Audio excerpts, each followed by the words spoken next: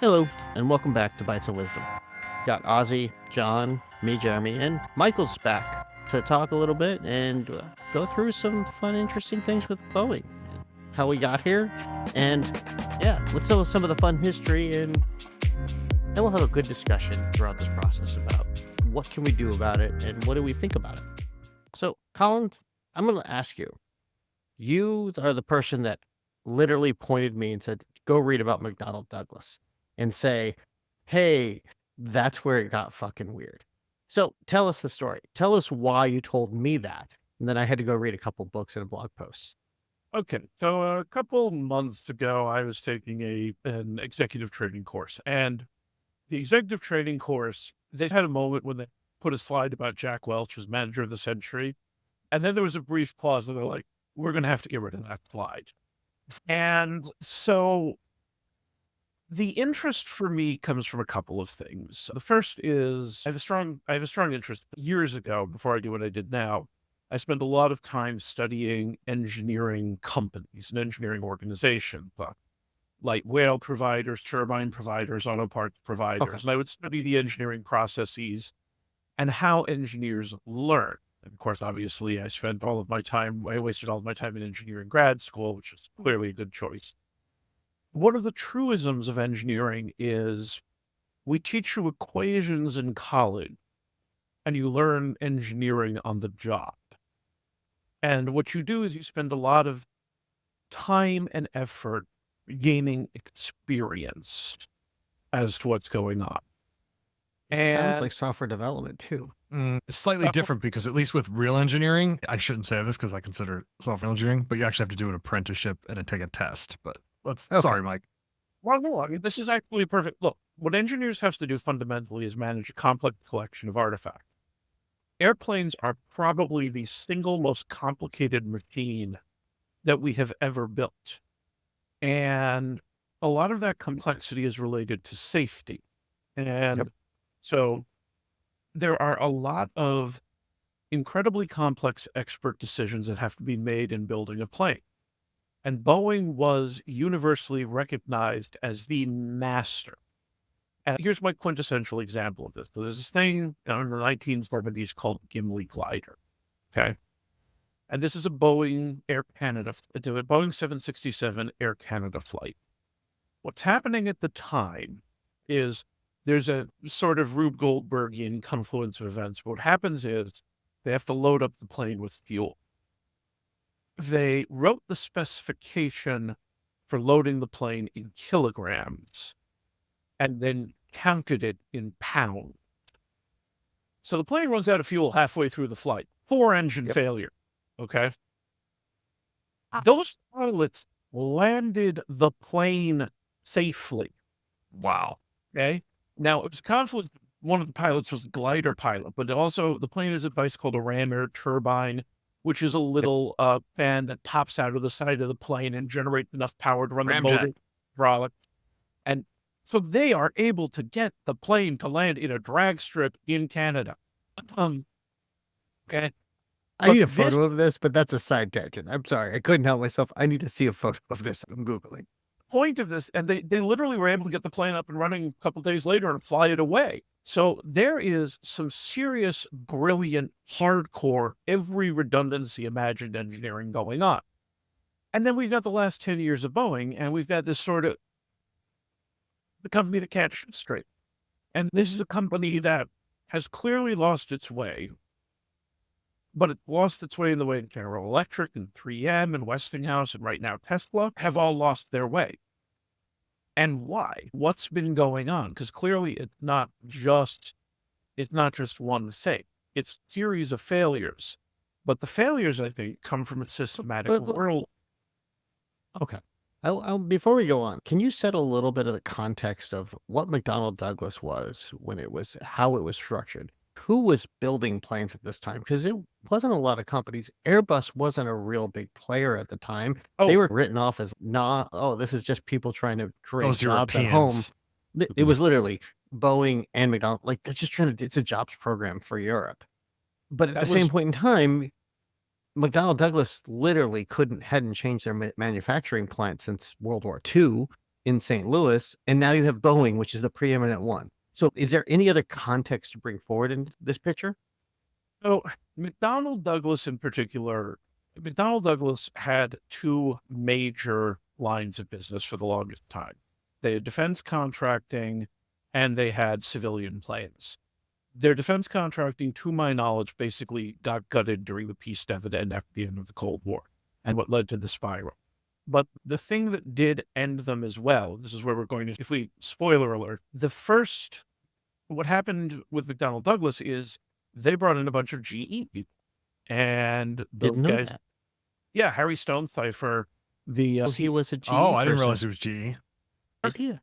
this is I thought the he was thing- Explains a lot. well, this is the I thought he was a central. Jack Welch disciple. I didn't know he was from GE. Oh, yes. Harry Stonecipher was from GE. James McNerney was from GE. Dave Calhoun was from GE. Of the last 4 CEOs of Boeing, only one of them actually came from Boeing.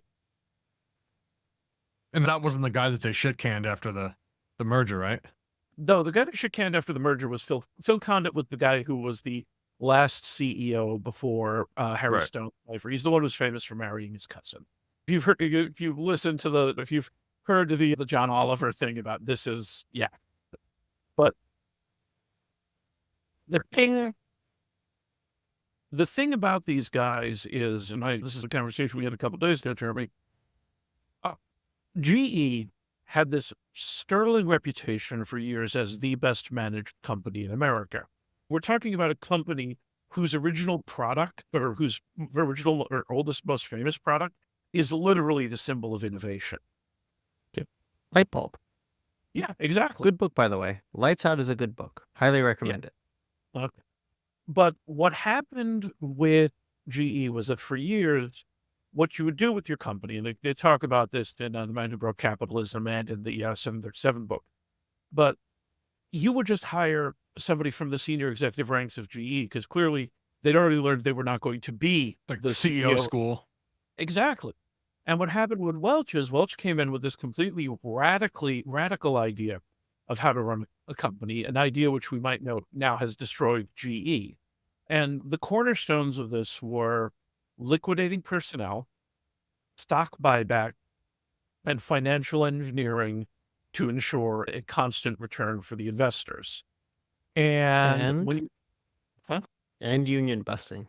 He and shut union down. busting. Union GE busting went is from that. 78% union to 36 in 3 years under him. Oh yeah, and when the McDonnell Douglas guys came over to Boeing, that was the very high on their list. The famous flight to where was it? To Chicago.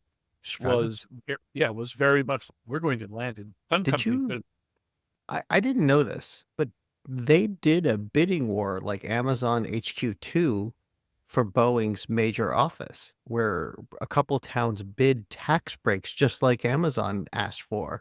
And Boeing ended up, and they literally had 3 flight plans filed. And Stonebreaker, I think that's his name, got onto a flight and says, go to Illinois, we're going to Chicago. And that's how they announced where the major office for Boeing would be when it moved out of Seattle. And the other thing that's fascinating about it is their explanation was that they needed to be away from Seattle so that they wouldn't get dragged into the day-to-day affairs of the shop floors.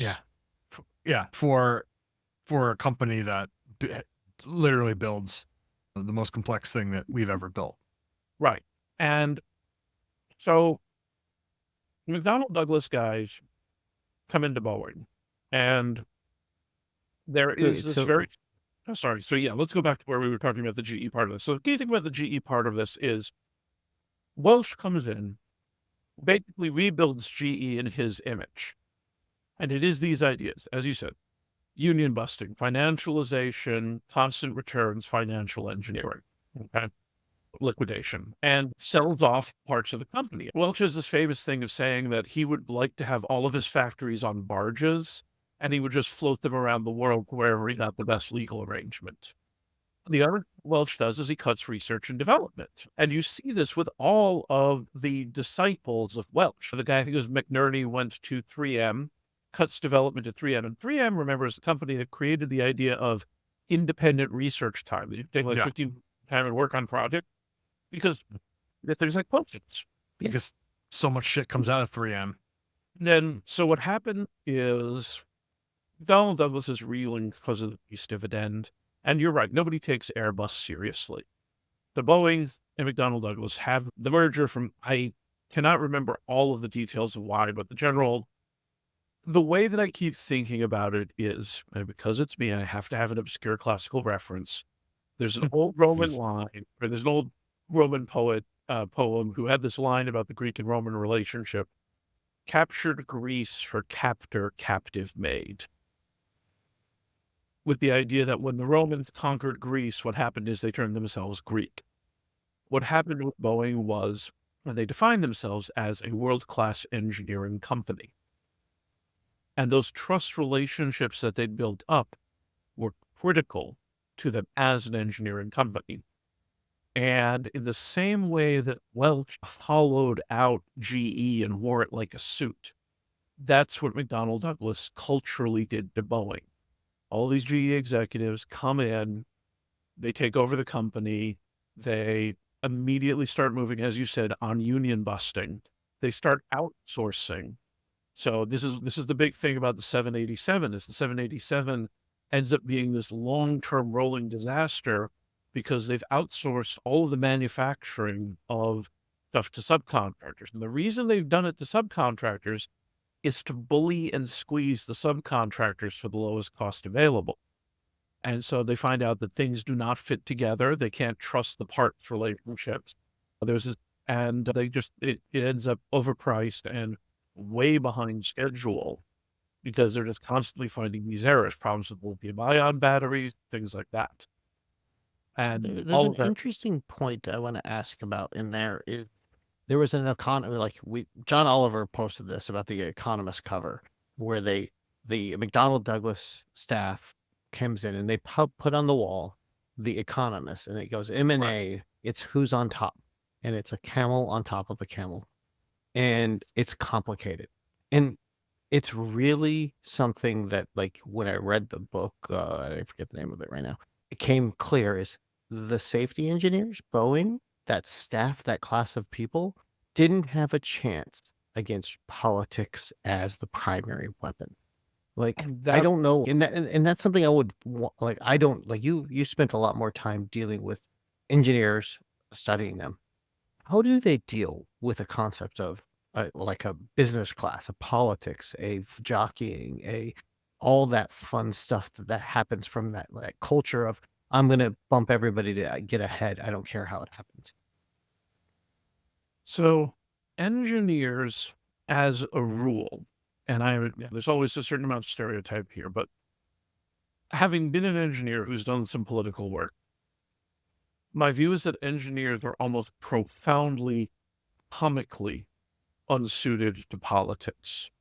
And the reason for this is because engineering as a discipline, now this is not the reality, but this is what engineers, as we fancy ourselves to be, is focused on objective, by the numbers realities. An engineer cares about the exact value of the steam pressure because otherwise the system is going to blow up. Okay. And so engineers traditionally are not great soft skills because, again, the engine doesn't care what you think of it. And so the McDonnell, and this also leads to another point. The Boeing engineers have had a long-term tradition, and we're very blunt and proud of their ability to stop things to build something right. So Boeing's culture was build it or don't build it right now for a very long time. And one of the things that I keep coming to is, so if we want to use the exact opposite of the GE world, I would go for Toyota and the production method.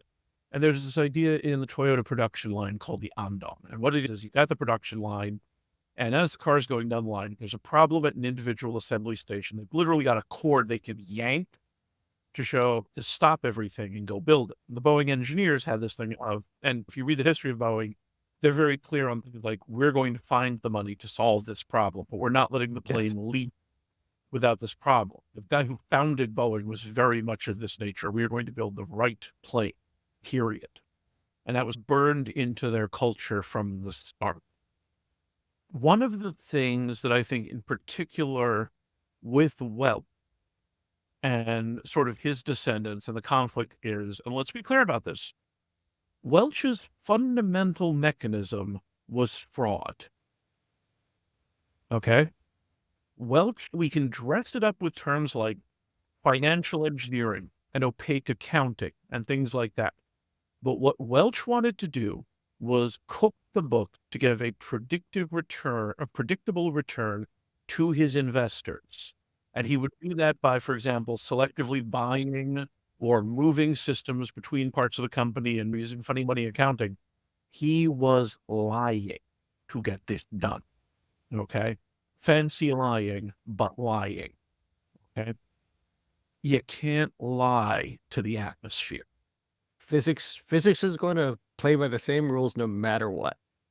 And one of the things that keep coming to with these companies, and this idea that basically what happened is they got destroyed, is basically they were surviving on inertia.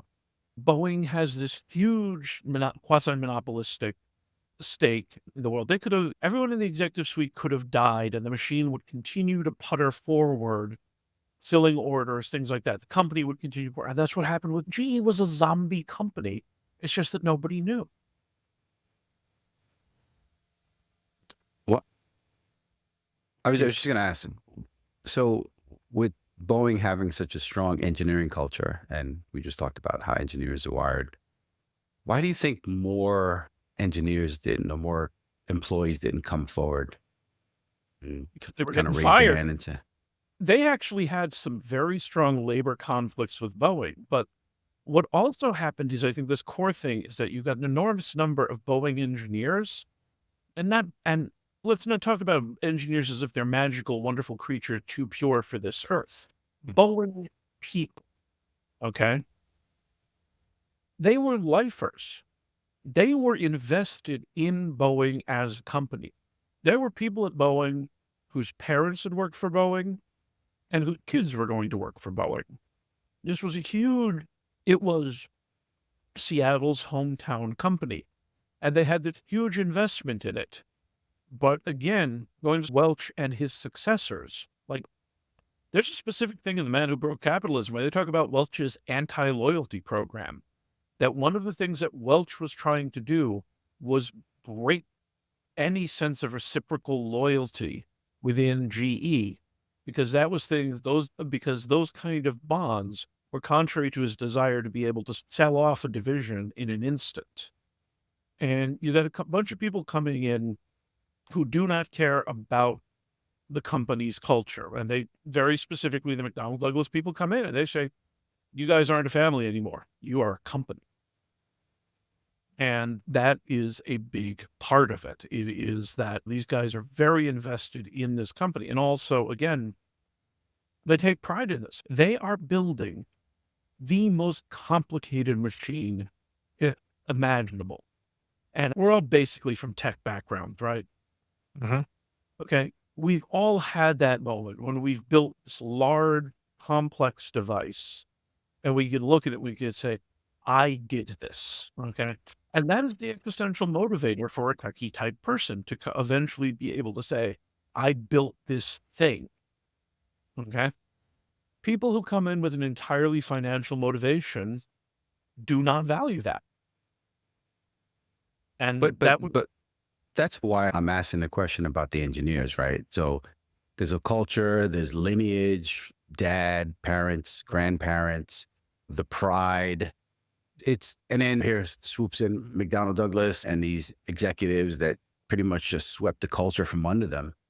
I'm just surprised that more people, even if they did get fired, and more people didn't come out publicly and say, engineers come out publicly and say, hey, listen, that place is jacked up. They did. There was this, I'm trying to remember, there was a thing in the 1737 book, hang on, until I look up the name of it. Flying Blind. Flying Blind. And it talks in particular about how Boeing for a very long time had professional engineering society. They were not really a union, but one of the things that happened with it is that the McDonnell Douglas action caused them all to become a more coherent and active labor body. But what happens at that point as well is the big thing is McDonnell Douglas, and you see this with Welch, you see this with 3M, you see this with McDonnell Douglas and GE. What they do is they take big chunks of the company, cut them off, move them away, fire people to demoralize them, and then basically start working from there. They come in as pure shock doctrine.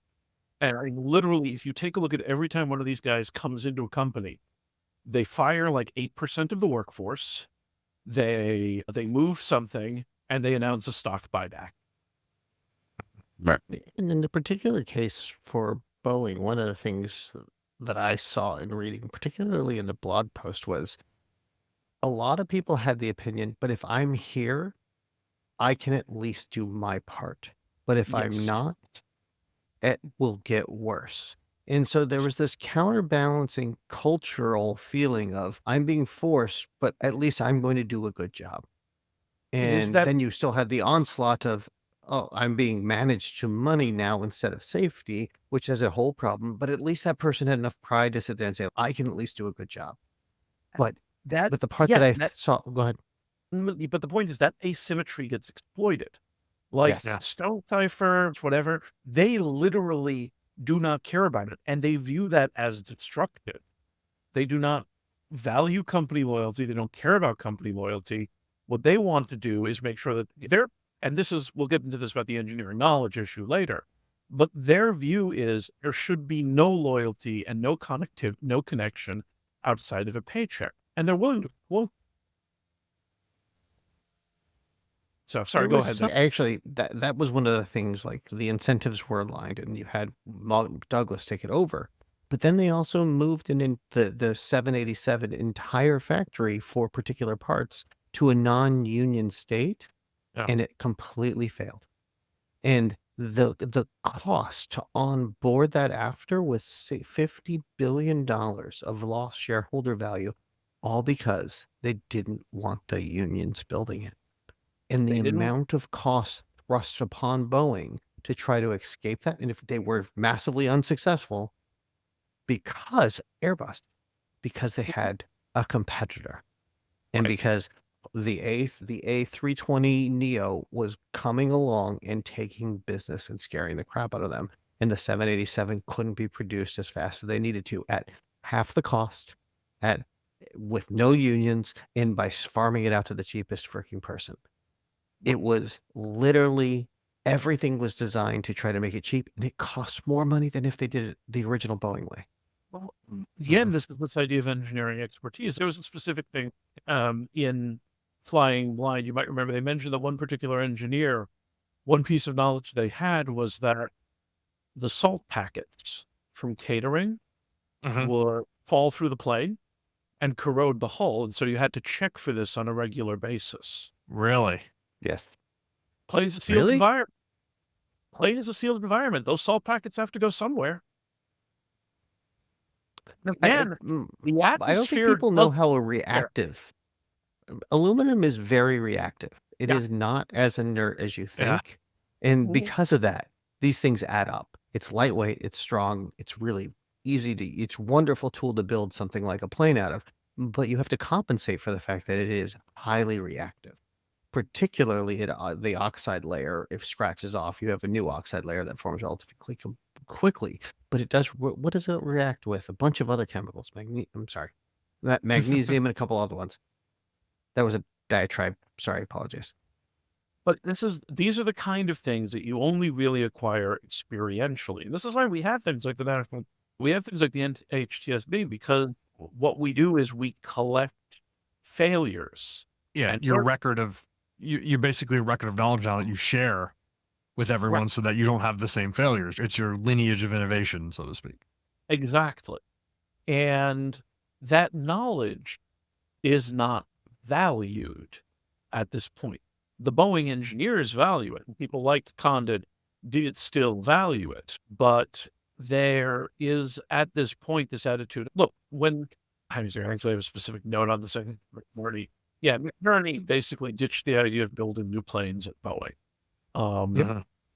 And this is part of the reason we ended up with, because remember, the 737 at this point is a sequence of disasters. It's not just like the stuff that we're running into now is good 8 years after the MCAS disaster. Right. Which anyone who goes and watches the Netflix series Downfall, or that's the first set of disasters with Boeing. With not anything included now. Right. And the other thing to keep in mind about the MCAS disasters is the MCAS disasters come because they've already stretched out the body of the 737 for too long. 8 or 9 times. Yeah. Exactly. They just keep hacking it to do this. And the problem they run into, and the thing that fascinates me about MCAS is that MCAS is at some level a violation of Boeing's core philosophical principles, which is that Boeing's idea is the pilot is in charge of everything. If the pilot and the computer have a disagreement, the pilot wins. That's very much sort of the world. Where Airbus, who is the pioneer of fly-by-wire, and I remember engineering professors of mine in the 90s mocking fly-by-wire because these guys are very much, if it's not Boeing, I'm not going kind of people. And they're talking about the formal verification test of the Airbus. Their personal favorite was that there were simulations of the Airbus where the fly-by-wire system would cross the equator, the plane would think it was upside down and flip itself upside down to recover from.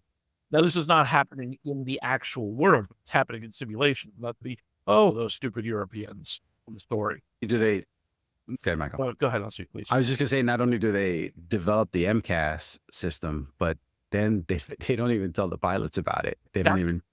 That is the thing, because classic Boeing culture is to tell you, this thing that might kill you, here's the 100 hours of simulation training we're going to do on it. Here's the documentation.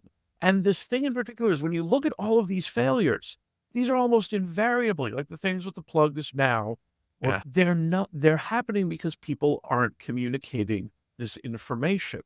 Right. And this culture that is based on, if we see a problem, solve it now. See, okay, so I agree. I think one of the things that I'm worried now is that when all this began when was the merger in the 1994? Late 97, but 97? Late 90s. Yeah.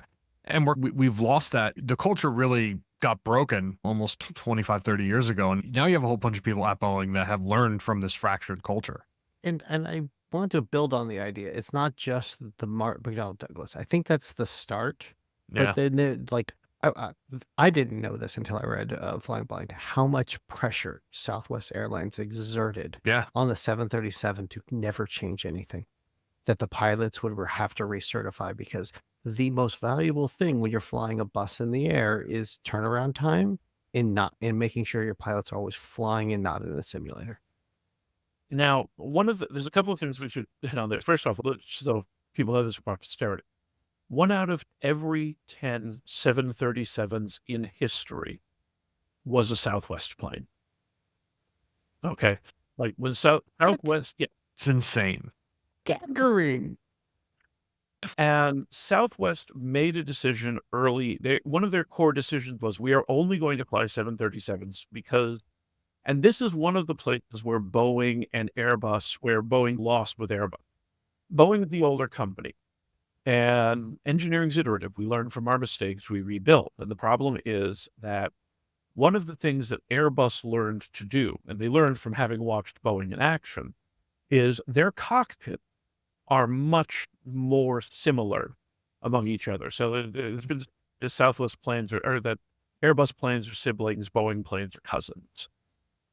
In cost, and this is the thing this is the key thing in Flying Blind, is simulator time and the expense of building the simulator to train the pilot on that. You're right. They want the 737. They just want the 737, but more 737, basically. And this is more efficient, faster, cheaper, but I don't want to change my pilots. So give me everything I want better without allowing me to have any downtime in any way, shape, or form. But because they don't want to invest in. But sounds familiar. Sounds familiar. Yeah, that very much. And this does lead them to a situation where they're almost caught by the 737 itself. They're almost trapped into it. And and we also run into the thing like the 320neo is just an incremental upgrade of the 320. But there is also this very specific thing of, as I said, what we learned in engineering, we learned from our mistakes. Boeing could now be in the design cycle, stealing the good ideas from Airbus and building a new plane based on those. Right. And that's what they should have been doing around the time of the 320neo, but they made the decision instead. Originally, they just went, oh, Airbus. And then the 320neo is starting to come out. McNerney gets this threat about, I think it's American, but I can't remember off the top of my head. It was American. It was American. And it's like, okay, we're going to quickly hack the 737 again. And this we got the Max. But this is a very Welchian thing. We're just going to keep incrementally modifying what we've got, minimum extent possible. And again, it's a company that has a very long and proud tradition of building new planes that completely change the world. Okay. Every new digit in that line has been a world shape. 777 was amazing. And then what did you get from then? And this is where I cry. Yeah. So one thing that I wanted to just highlight is that while this whole transformation's happening with the gutting the company into this husk, you have everything going on with just the safety. Like people aren't. One of the first things that drew me to this topic, which is why we put it on there, is that Boeing was allowed to self-certify for a lot of their safety things on the line. Yeah, it's amazing to me. So, there's no positive way to talk about self-certification. Okay. There's no good way to talk about self-certification. But let's be clear. Part of the reason that it did happen was for a very long time, they were a hell of a lot more intense than anyone else about it. And the reason for this is because the people who know how the system can fail the worst are the people who built it. If you talk to any engineer who's built a system and you ask them, how can it go wrong? And you've plied them with a couple of drinks, you're going to have a very long and very terrifying evening.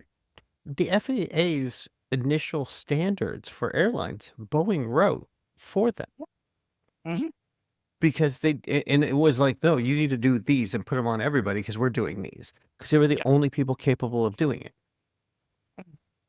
And this is a complicated problem when we're dealing with regulation, which is that you have the people who actually know how the system can fail, and they're usually not the ones working. Well, that's not entirely true because the government will bring in people who are like recognized deep technical experts for this kind of thing, but it's a mess. You do have this situation where you need that technical expertise, but again, it's a husk.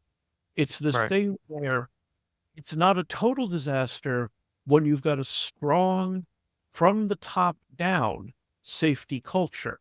Right. You've got a culture that is now fundamentally dishonest and focused on financial engineering and focused on lying to everyone to actually just sell their parts away.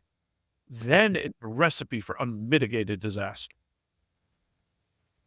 So I have a little bit of experience with regulators, and the concept of self-regulation, maybe not, let's not say self-regulation, but self-attestation, self-certification, not that foreign today. And it's like, Mike, like you said, it's mostly driven by lack of expertise, also lack of resources from the regulator, right? If they can't cover the whole marketplace, then, but the expectation is that typically, I'm not talking about with the airline industry, but because I'm going to get to that point in a second, but typically the expectation is that whatever you certify to, then they're going to hold you to that. And if something comes up that shows that, or there's any evidence that you weren't forthcoming, then they'll come back to you, right? And you get penalized, you get fined, whatever. But my problem with that is in an industry where lives are at stake.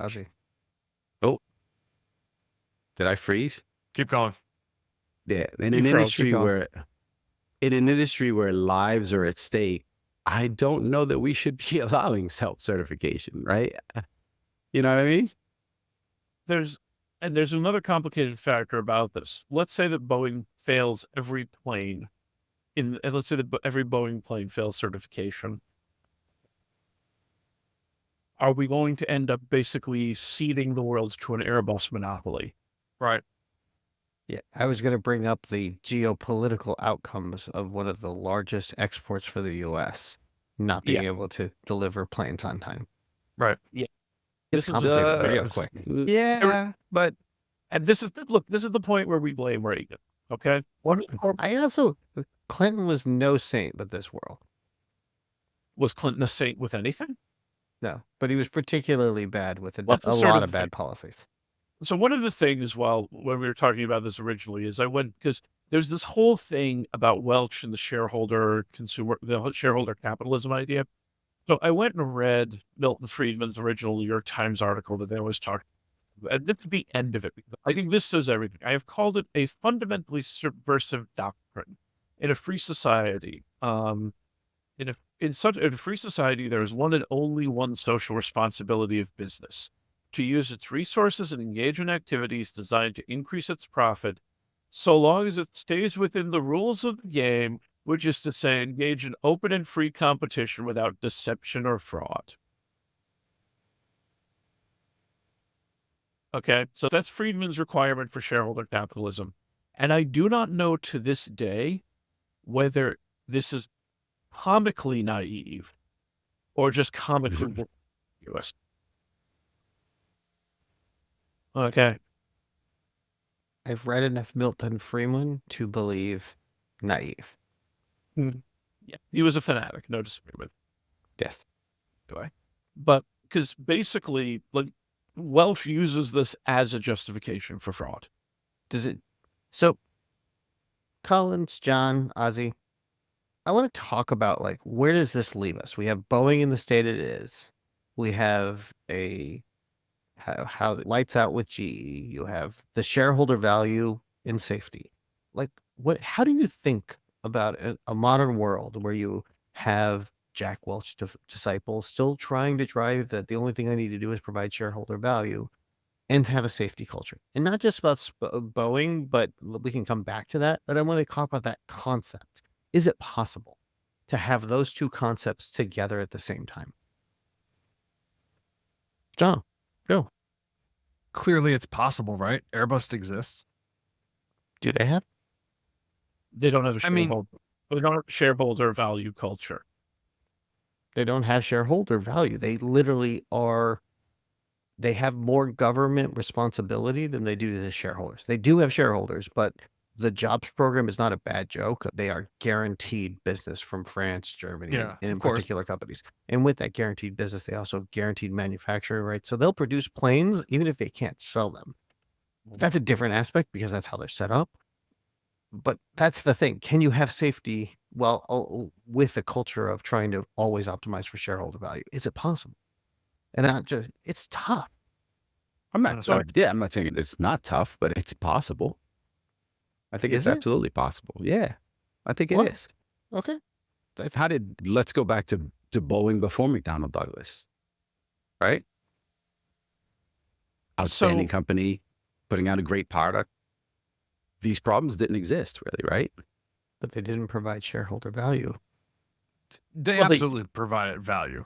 Sorry, Yeah. you're right. I'm being nuanced, but yeah. Yeah, I think what we're talking about is the difference between providing the shareholder value up until the point of the GE Jack Welch culture hitting Wall Street, where they just want these ridiculous gains, and that sentiment that infected the markets in broad. You can see it in, I think, in more other areas, but like in this particular case, with a company that produces something that. Yeah, Jeremy, you said a little earlier, like the geopolitical of not being able to produce. If you ever get to the situation where they can't produce, you're going to end up taking over the company and running in a receivership. That will happen. Sure. Then you will get the safety And then by you will a get, very then you will expensive get process. exactly what you want. Maybe that's the only situation now that we could get to the. I don't know. Okay, so I think there's a couple of places we have to go. So let's take the word shareholder value and pull it away for a moment. Shareholder value is a term which is itself vacuous. And what I mean by that, the problem is not generating returns for shareholders. The problem is destroying your long-term capability for a short-term element. And again, Right. when we go to Welch's thing was to produce very predictable increases in value by selling off assets in the company. He was not interested in innovation because innovation was unpredictable. He might, for 4 quarters or 12 quarters, spend a bunch of money on something that didn't matter or didn't return anything, and then suddenly turn around and completely redefine a market. And I think part of the problem we've run into is that we don't expect that from any large company anymore. What we've got is we've got this sort of idea that a company is supposed to have one tiny thing that it is good at, and then it is supposed to outsource everything else. And what this gets to is my core thing, which is knowledge, the informal knowledge that you acquire experientially. And the idea that one of the huge advantages that GE had as a research company, or that AT&T, that Bell Labs had, was they had this huge multidisciplinary collection of experts who you could walk down a hall at Bell Labs and talk to 4 Nobel laureates in completely different fields. That's crazy. Okay. And the reason was because that research lab was a safe environment. It was understood these guys, they're crazy. They've got cots in their offices because they want to work on a problem for 3.5 days in a row. And, oh, look, the transistor. Little innovation. A little bit. Exactly. As opposed to, what's our great innovation? Base gray. Research is really unpredictable. Research and development is very difficult, very weird, very hard to nail down what you're going to get out of it. And from a pure bean counting perspective, it's going to look like you're losing money an awful lot of the time. I'm concerned about simple and easy solutions, but like my simple and easy solution is ban stock buyback. If the company got the money, invest the money. I agree with that. But I think that's a possible solution. I think that there's a weird culture of short-term value in the face. And that's the part I wanted to hit on with this direction, was short-term value creation versus long-term value creation. And the amount of organizations that are willing to go long-term and take those troughs seems to be less. And I'm not saying they don't exist, but there's much less of them.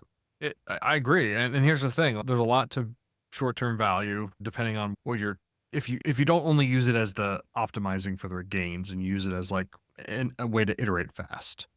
But yeah, I think it's hard to just, like, an executive team needs to be able to balance the parts that need to be short-term value, and if we're talking about the ideal, to the things that you can invest long-term in. There aren't a lot of companies like that. There aren't a lot of companies like that now. And what's happening now? Yeah. You guys still hear me? I'm getting a little thing about trying to reconnect. Yeah, okay. I got it too. I think something happened with that. What, Discord?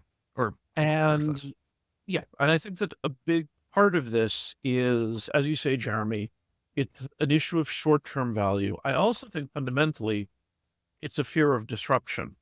That's not something I was going to expect. Yeah. Because we pay an enormous amount of lip service to disruption. It's part of Silicon Valley's fundamental navel-gazing mythology. But I want you to name something innovative that Google has done in the last 10 years. Google Wave. Spanner?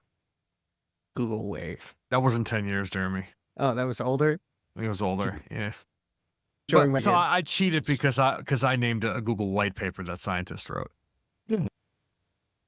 And I actually probably Beyond Corp is within there, but Corp, yeah.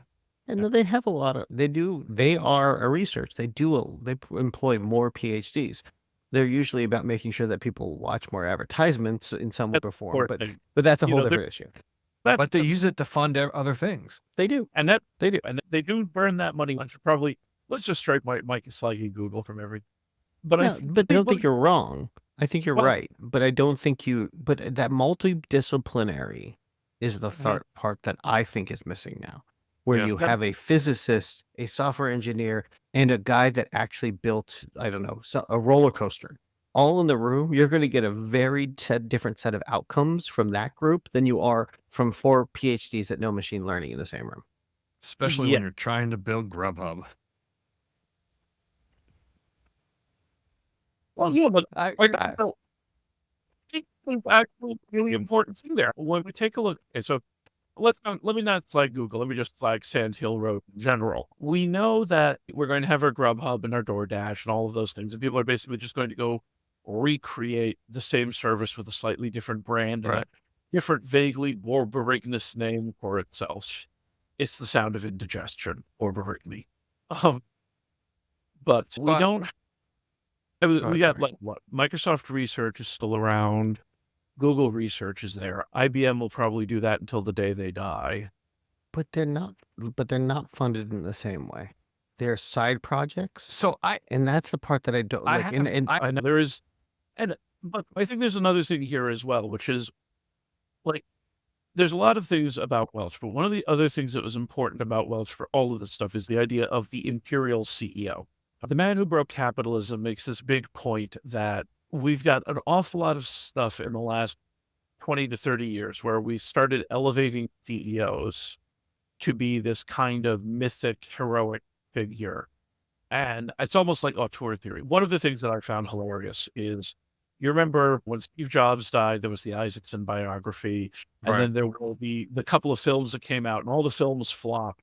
And my running theme about that was basically the only people who actually cared about Steve Jobs as a person or want to read stories about Steve Jobs are the kind of people who buy from ads in the New Yorker, who also happen to be the kind of people who make films and do. I was like, say and a single thing here.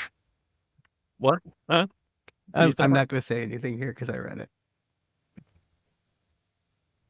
But it turns out that Steve Jobs is not that compelling a figure to an awful lot of people, apart from, let's face it, being possibly the single greatest asshole to emerge from Northern California. By the way, he would wear that title proudly. Proudly. Yes. Yes. Because let's face it, we all just love Woz. Anyway, Yeah. but the core thing here is the CEO should not be a colorful figure. It's a managerial position. I remember the first startup that I was in where we hired a CEO, and I'm like, holy shit, you can hire a CEO. Good job. Not like this Promethean god who comes down with a singular product vision. That guy usually gets shoved into the CTO position as soon as you hire a CEO. But one of the things we're dealing with here when we talk about people like Elon, and let's keep in mind, a large part of this myth making is because they spend a lot of money to produce that myth making. One of the reasons that Elon is so obsessed with Twitter is because he uses Twitter to promote brand Elon and therefore Tesla and everything else. Right. And now he's going to be hung by it. I want to try to. I want to also steer into a little less about the corporate structure, but what about the FAA? We talked a little bit about that, about how the FAA let themselves certify. They were understaffed, undermanned. They were out lobbied to the point where they couldn't get funding.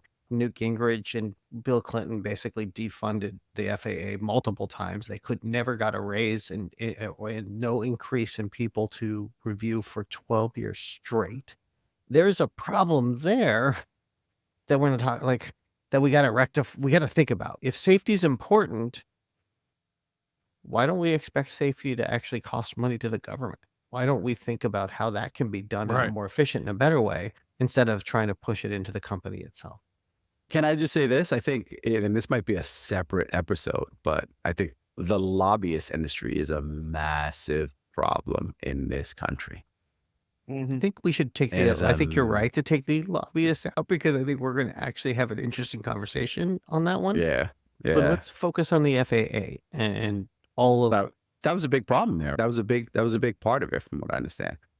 I don't know, Michael, if you have an opinion there or Oh, I do. I was just looking at the I'm list sure you of do. large.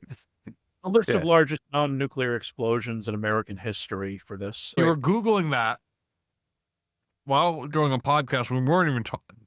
How did you get to Why do you ask how the world would assemble the line of reasoning in my brain balloon? Why do you do this? You have asked. I've given you the forbidden knowledge. You cried blood over it. Okay.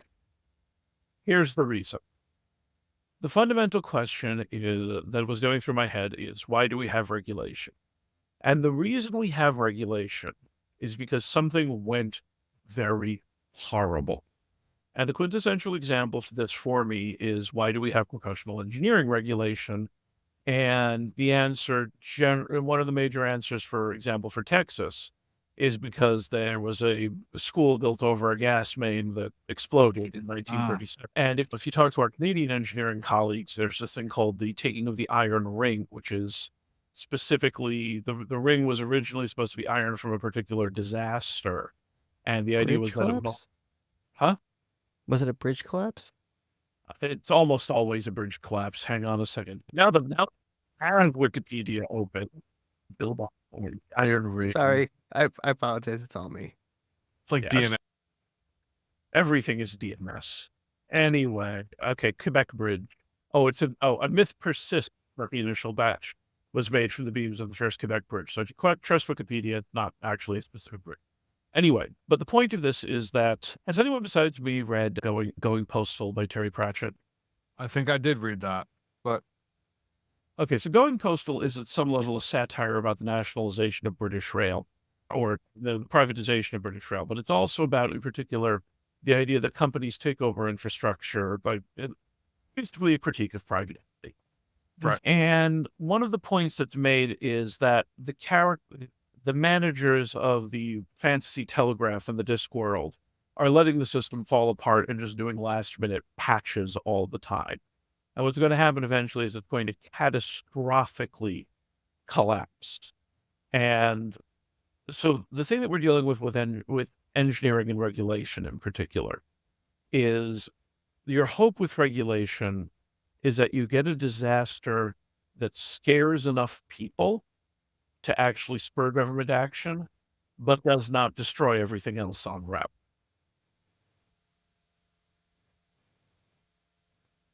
Such a positive way to think about it, but I don't know if I can't I'm not- argue with it. I don't think that's positive at all. That's dark. The flow. There's tension. We work to create a stable and boring world. Okay, boredom is one of the great inventions of civilization. Okay, but the problem with that is that we then assume that is the way that the world is by default. Okay, so think about, for example, anti-vaxxers. Okay, anti-vaxxers have never lived in a world where they had to have 6 kids because 3 of them are going to die before their 5th birthday. Okay, so they can see an occasional rare side effect from a vaccine and go, oh, clearly these things are horrible. As opposed to a situation where, oh, look at Mr. Smith here. Mr. Smith has been living in an iron lung 55 years because he got polio as a kid. Similarly, I go back to this idea of inertia in Boeing. The system was working pretty well for a while, and there are disadvantages. I mean, having adversarial regulation takes time, and you got to compete with Airbus. Not really, but so that it is very easy. This is the Chesterton's fence thing that we've talked about in the past. It's very easy for when people think that things are working well to remove various chunks of regulation, because clearly all they're going to do is make things different. They're going to make things slow and complex, and clearly we're not going to have any of those problems. And we often see that once we remove that regulation, the same problem pops up again. In the financial world, we have practical merry-go-rounds on it. I've never thought of Chesterton's fence applied in that way, but it is exactly the right application for regulation. It's, oh, I don't need that anymore. Everything's fine. See? You take it out and everything's not fine because the fence served a purpose. It was there to keep everything fine. What can we do with the FAA? What would you do? Collins, you have the magic touch. You get to spend money from the federal government to fix the FAA. What are you going to do? honest answer, if I had infinite money, I'd start another Not Boeing. infinite large. money. Buy Boeing and run No, it. I would start another large airplane company. Good answer. John, what would you do? If I'm the federal government, Yeah. I'd buy Boeing. I'd just Why? take them into receivership. For me, I think what you brought up earlier on the on the show, that it really is a jobs program, right? In Europe, Airbus. And it's a good thing, net positive for society, the world. And some things, yeah, they should be socialized, in my opinion. Build something and make it as a symbol of a country that we build this and it's the best in the world. Ozzy, I got to get you in on this. Listen, I'm going to be a stickler for regulation, and I'm not normally a stickler for regulation, but I'm going to say there has to be true oversight, right? Without influence. I don't want to bring the lobbyist thing back into it, but true oversight without influence. And if they do it and they start to get Boeing back in line, then I think over time, it doesn't happen overnight, but over time, I think you start to adjust and realign the culture externally through regulation. I think also, if you look in hindsight, Boeing walking away with just a fine and no criminal penalties. So, like, what would that have actually done? When you say criminal penalties against Boeing, which it should have been, in my opinion, it's not going after. Is that breaking the veil of the corporation and going after the individual managers? No, what you would can that go actually for that. do? The government can break the veil of anything it wants. That's true. The thing of the matter is like the way I see that Boeing has one big purchaser at all times. That is their ultimate purchaser, the U.S. government. It buys Right. more of everything, buy everything. It has the ability to do anything it wants just by saying, we're going to not buy something from you. I think that's a draconian way, but I think they can do that. But I think there is something missing in the fact that we don't ever hold people really accountable for destroying companies. And I don't I'm going to use something a little further back because I think it's a good analogy. Jack Welch makes millions of dollars just to be on boards because he's still idolized.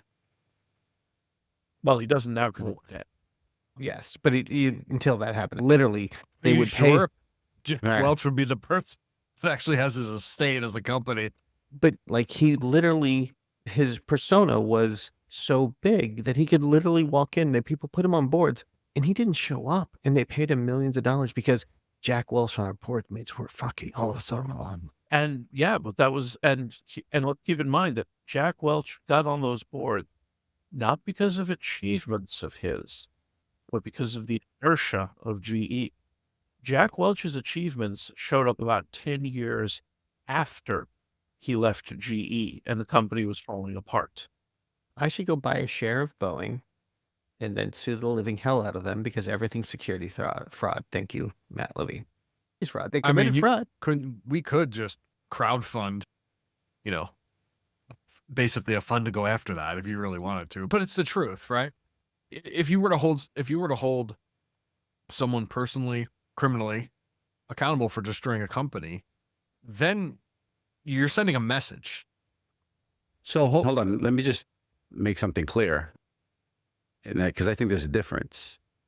I'm not talking about holding them personally accountable for destroying the company. I'm talking about holding like the CEO and the board personally accountable for lives lost.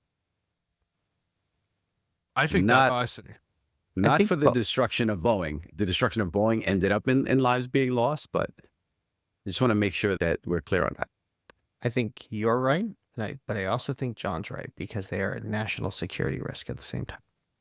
The only reason why I say that Boeing also should be held accountable for the destroying of a company is because of the national security risk, not because of destroying a company shouldn't be allowed. Most companies should just be allowed if they're stupid, just fail, and you want to strike, great.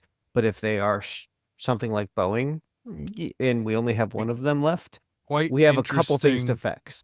Quite interesting alternative history if federal prosecutors go after publicly criminal people if they That's an interesting one. National security risk. If you could do that, I don't disagree.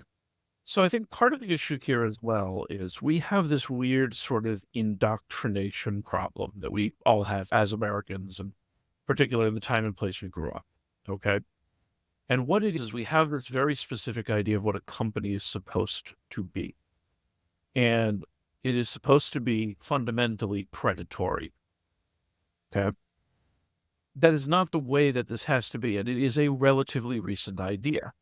Friedman had to make those arguments in the 70s. And if you read them, they're very clearly anti-communist arguments at heart. But because GE in 1950 was very proud of how much it paid to tax it. And similarly, there's a book that was going through my head as we're having this discussion called The Chocolate War. Okay. And the Chocolate War is about the early history of Cadbury and other chocolate manufacturers. The important thing to understand about these companies is they were founded by Quakers.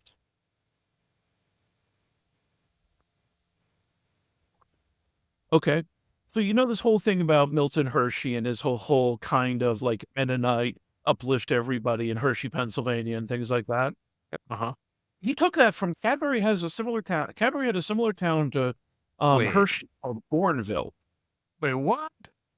What? The dude stole the whole thing? He didn't I steal had it. no Steal. idea. We were fired because the idea was that they extremely paternalistic form of capitalism, but the idea was that they were going to have. So the thing is, they wanted to have people drinking something besides coffee and alcohol. It was a wholesome alternative, and they treated their employees with a fair wage. Very paternalistic, but very much this idea of model community. And even to go back to everybody's favorite capitalist racist nut job, Henry Ford. Henry Ford was a progressive. Now, to be fair, during the Wilson era, being a progressive meant you pretty much were a racist. But Ford himself made the point that he wanted his employees to make enough money to buy one of the cars. Right. That's not, oh, this is a charitable move on my part. I need customers. Anyway, so one of the things we're dealing with here, and I've had this occasional thing that one of the problems we have with the internet as we understand it today, and like Cory Doctorow's concept of enshittification, is that our concept of interacting with the internet is that you need to be a company of some variety, which is very contrary to the earlier conception of it. Things like Usenet and the like were public goods, and now there are no public goods on the internet. It's almost antithetical to the way we think about it, which is part of where we're stuck now. Anyway, but B Corp was the other thing I was thinking about there. The idea that you would have a company that was focused on something besides maximizing shareholder value at all costs. Now, it's always a question of how much noblesse oblige or cultural factors like that really matter. But as I've also said to you guys before, I think one of the quintessential difference between Republicans and Democrats in particular is that Republicans actually do believe that culture matters. Culture. Huh?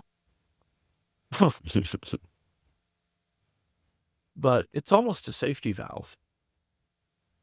So, Michael, we do a thing now called the final word. So the final word is you get the closing 3 minutes to sum up the podcast, the episode, and everything in it. And it falls to you. Oh, thank you. Great. Only 3 minutes. So here's what I'm afraid of. Okay. We had for a very long time a very large number of companies that while they did think in quarters were not the ultimate thing, they thought in terms of lasting for a very long time. And one of the things I think about an awful lot, as you guys know, I went to Carnegie Mellon University, except Ossie. I went to Carnegie Mellon University. The other two know this because I won't shut up about it. But one of the side effects in particular of going to Carnegie Mellon in the 90s, okay? So we used to have the Westinghouse Talent Search. And you go to Pittsburgh in the 90s and Westinghouse is dead.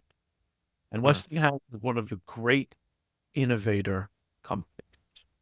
There were so many things that came out of Westinghouse and it got destroyed. And it got destroyed, or it fell apart in the way that GE fell apart. In fact, Westinghouse was almost eaten alive by CBS And in the same way that Jack Welch wanted to use NBC as his personal propaganda channel. Let me see how I can say this without rambling. Actual competitive innovation, actual competition requiring innovation, not just raiding the garden, as it were, is expensive. And our long-term, like national security, derives from that. And the problem is that, especially and we're using Welch as a shorthand for a very sort of MBA-ish model of the world. But if your belief is that the only thing you can do with money is feed it back to your shareholders, that the world comes entirely in the price, you are costing yourself the long-term advantages and innovations that you need to survive, because other organizations, your competitors, there's going to be somebody who's willing to make those investments. And then if you're willing to make those investments and you're not, you're going to get caught up in that. To go back to something I said earlier about this, the atmosphere doesn't care. And so I look at these companies, this legacy, and what I see is this idea of everything is going to operate basically the way it does now. And that's not the case. Just to think about one thing, think about the impact of global warming on atmospheric turbulence and what that's going to cause for plane designs. Okay, the stuff we've been dealing with so far is basically, for lack of a better word, political bullshit, but we've got real problems that require engineering solutions. I remember a friend of mine who once summed it up for the auto industry is every time the government introduces a new fuel regulation, Honda hires 500 engineers and GM hires 500 lawyers. Because I don't want to describe the legal solution as fake, but the environmental issues that led to those regulations are real. Pollution is real. The world is real. We cannot issue a writ that is going to change the temperature or stop the earthquake. You have to build the building to resist the earthquake. You have to build the plane to fly through the turbulent atmosphere. And you need the expertise, which is often acquired through a long and very ego-destroying history of failure. When you're building things, you build them wrong. Everybody here, I'm sure, has spent a miserable evening with GCC trying to figure out why the seg fault was happening.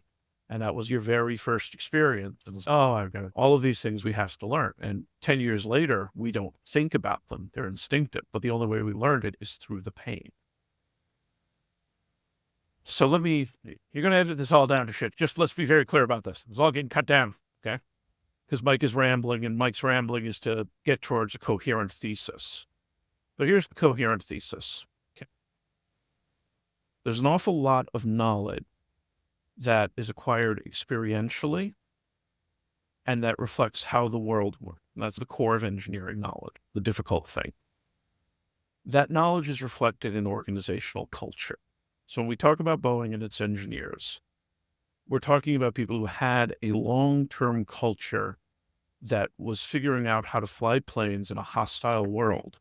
And they had to be very honest and clear with each other, communicate this information. We then have another culture that comes in. And this culture is not a GE thing. This is a culture that believes that the physical world is basically solved. We don't have to consider it hostile. All we have to consider are the political and social implications. We don't have to build things. We just have to figure out how to keep the numbers balanced. And what we can do consequently is we don't need expertise. We can just hire the cheapest. We can hire people completely off the street, and they'll know how to build something that one engineer with 15 years of experience knows how to build. We can push people to their absolute limit and ensure that they will still produce things with high quality for us for reasons that I still think are frankly hallucinatory. But here's the problem with all of this, and this goes to the idea that they destroyed the companies, and the companies are stumbling forward. And we're assuming that stumbling forward is them walking forward. But then there comes this point when they fail and they collapse. And then to bring this to the point of the regulatory issue that we were talking about. The whole point of the regulatory failures being destructive enough to scare people, but not destructive enough to destroy civil fate. Reality is going to catch you. It's going to catch you at some point. And the Welches of the world got away before that damage was done, and the rest of us were left holding that bag. There's this deeply bred knowledge that these companies had on how to deal with these problems, and it was thrown away. And a company culture, a core part of it is the organizational knowledge. And that organizational knowledge is necessary because it's won through pain. Boeing was able to move forward with inertia for a long time, the way GE or 3M was. But eventually that's going to fail, and that's what happened. But for these guys with the anti-loyalty programs, this approach, they were gone by the time the damage was done. Except in the case of this last Boeing executive, Dave Calhoun, who basically is the man who has to fall on his sword for the crimes of all of the others. And that's the final word. Thank you for listening to another episode of our podcast. To support us, please subscribe on LinkedIn, Apple, Spotify, and YouTube. We love feedback. You can reach us at feedback@biteswisdom.com. Until next time, stay curious.